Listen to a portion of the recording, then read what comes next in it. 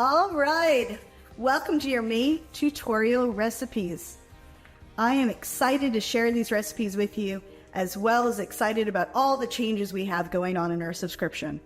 So we're gonna jump right in. Our May recipes are chipotle honey glazed shrimp and pineapple skewers, Coach Michelle K's throw it in a bowl and call it dinner, almond ginger noodle salad, cabbage stir fry, clean sloppy joes, sweet and spicy short ribs, bison burgers with pickled onion, cedar plank salmon, Ezekiel bread hoagie, quinoa bowl with roasted vegetables and coconut cream dressing, a gluten-free, dairy-free cashew chicken, fish tacos with preserved grapefruit salsa.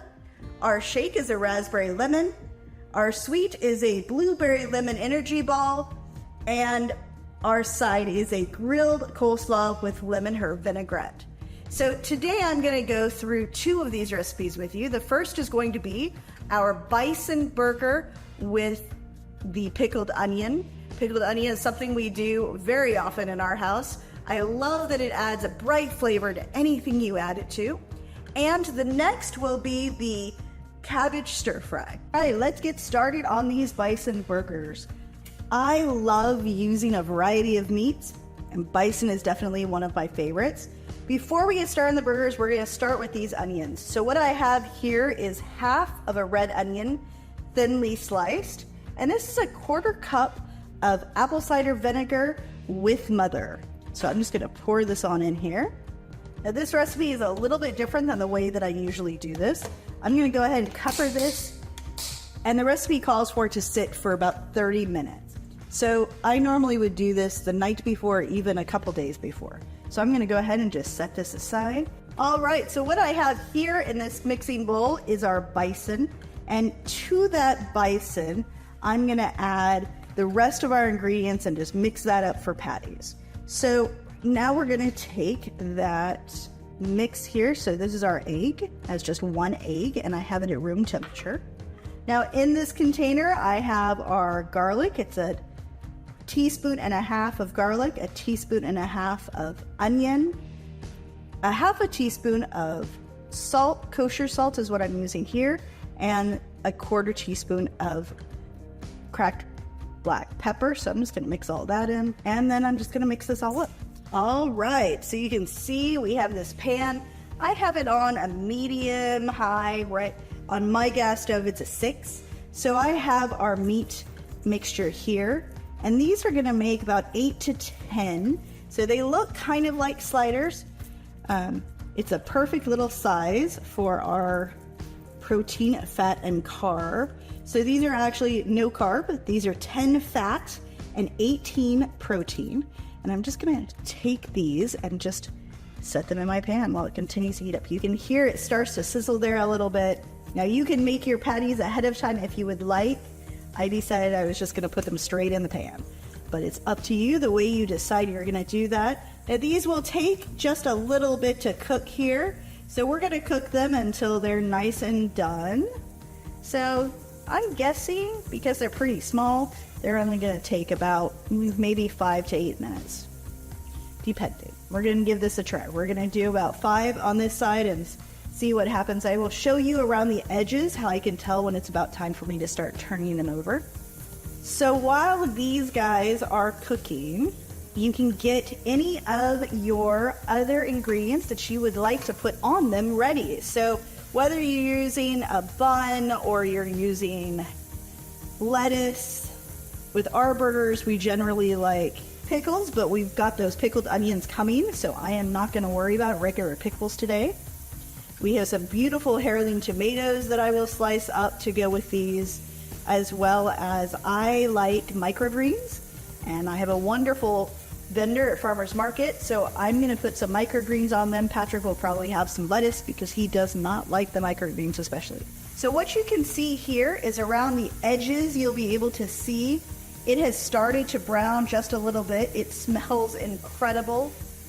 So I'm gonna let this go just a few more minutes before I get those flipped. You may have noticed that I did not use any kind of oil in the bottom of this pan. I'm using a nonstick pan. There is enough fat within the bison itself and the egg that I do not need to use any oil. So as you can see around the edges here, they're starting to get a little bit browner. And I'm just gonna leave those just a bit more. I wanna make sure that they're good and cooked through at least this halfway point before I start flipping them over. All right, you can see here I am starting to flip these over. They're getting a nice brown and crisp on the bottom there. Just gonna go around and flip all of these. Now these can also be done on the grill, which is probably what I will do come this summer. I spend a lot less time in my kitchen and a lot more time cooking outside during the summertime. I'm gonna leave them there so that they can get that nice crust on the bottom as well. Now what you may not be able to see from there, but what I am looking at from my angle is just here on the edges. I'm looking to see when that stops being pink and when it starts to really change in color for me.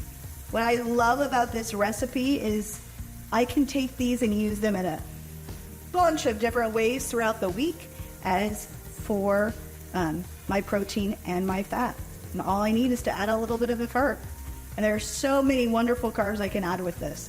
From a salad on the side, to a little bit of sweet potato, to any kind of vegetable, or even if I just feel like I want some fruit.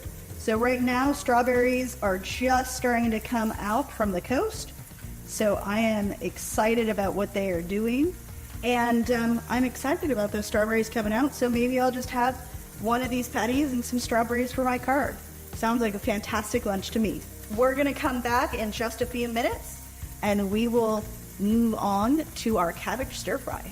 All right, we're gonna move over here into our Dutch oven. I love a good Dutch oven. I actually have a few of them. So we're gonna turn our Dutch oven here on. It's going to be on medium-high heat. So I'm gonna go back to that number 6 that I was on earlier and let that get nice and warm as it heats up. So what I have done to start as part of my prep, I have put all the spices together. So in one small bowl, I have our ginger, garlic, red pepper, and clove. And in a separate small bowl, I have 2 tablespoons of the coconut aminos, our rice vinegar, and some maple syrup. And so I have those separated here. So as I'm getting ready here to cook our chicken, I have a pound of ground chicken. This is some of my favorite olive oil. It comes from one of our local ranches here. I'm gonna add that into our pan. Because this is chicken and it is so low in fat, that little bit of extra fat is going to really help as we start to brown this. So I'm just gonna add our chicken here. So as this is starting to cook, you can see the chicken browns up pretty quickly here. Now I'm gonna add that last tablespoon of our coconut aminos into this while I'm cooking that the rest of the way. All right, as you can see here, this ground chicken is just finishing up browning. The next step in this is we're gonna remove this ground chicken and we're gonna start working on our cabbage. Now, if you do have a wok, that is a fantastic way to cook this dish, as most stir fries do really well that way. In fact, we have a couple that normally I use, but I wanted to show a Dutch oven since I know a lot of people do not use a wok. Now to this pan that it's nice and hot from doing that chicken, I'm gonna add that last bit of olive oil here. Let that warm up there for a moment.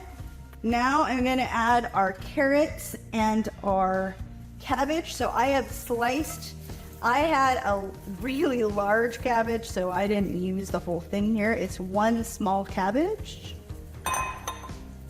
and 2 grated carrots. Now, especially because this dish is something that I know I'm going to have throughout this week for lunches and leftover dinner, I don't want to overcook my cabbage too much because I want to be able to refeed it without it being too wilty. So I'm just doing a little bit here. That's up to you how much you like your cabbage to be cooked. I don't like mine to be too mushy. I'm just going to cook this up a little bit here. So I have half a cup of fresh cilantro that I have chopped here and 1 entire bunch of green onion. There I go. Yeah. I love the greatness and the flavors coming from that. So now I'm going to add in our spices. This is the garlic and the ginger along with our cloves and red pepper. And lastly in here to this mixture, I'm adding that aminos with sweetener. So for me, I use the maple syrup mixed with that. I'm just mixing this all in here. That is about where I want it. So I'm going to take this, I'm going to put the chicken that we browned a little bit earlier. I'm going to throw that back in here. It only takes it a few minutes. I want to make sure that that chicken is well coated so it gets all of those flavors. All right, so there you have it. This is going to be the cabbage stir fry. Now, Coach Bev does a wonderful job helping make sure that our recipes have adaptations for plant-based. So the plant-based suggestions we have today for this cabbage stir fry is going to be either taking some organic tofu and air frying it so you've got a nice crispy texture from that, or bake it until it's nice and crispy, or you can also add some edamame. Now if you're adding the tofu, add that at the very end where I added that chicken because you want it to stay nice and crispy in there. I hope you guys have a fantastic month of May. Looking forward to June, and there will be all kinds of fun stuff coming up soon. Have a great month. Thank you.